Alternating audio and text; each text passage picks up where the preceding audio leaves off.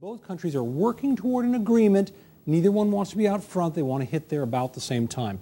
If you're under 40 years old, you may not remember just how extraordinary the nuclear arms race was. But take a look at this. If we go back to 1967, there were 60,000 combined warheads between the U.S. and Russia. 60,000 nuclear warheads. Then, as Ronald Reagan sort of kicked it off, we started seeing it tick down as we had various agreements between the United States and Russia. By 1990, there were about 10,000 per country. By 2001, about 6,000 per country. And today, the U.S. has about 1,900 active nuclear warheads, Russia about 2,000. That's about parity, but when you're talking about nuclear warheads, parity is not really the issue. Supporters of this say what this will do in the New START treaty is it would put a verifiable cap, a limit at about 1,500, pushing 1,600 nuclear warheads per country. We're talking about big intercontinental ballistic missiles and their payloads.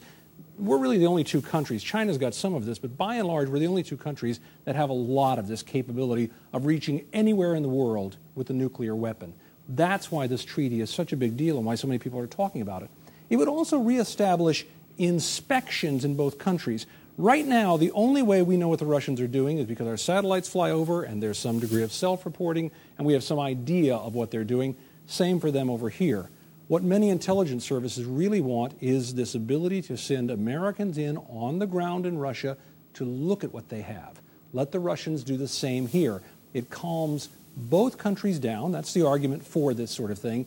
And importantly for intelligence services, it keeps those resources, satellites and everything else, aimed at terrorist targets, things like that, not so much the old foe of Russia. And the last thing is this question of stabilizing relations.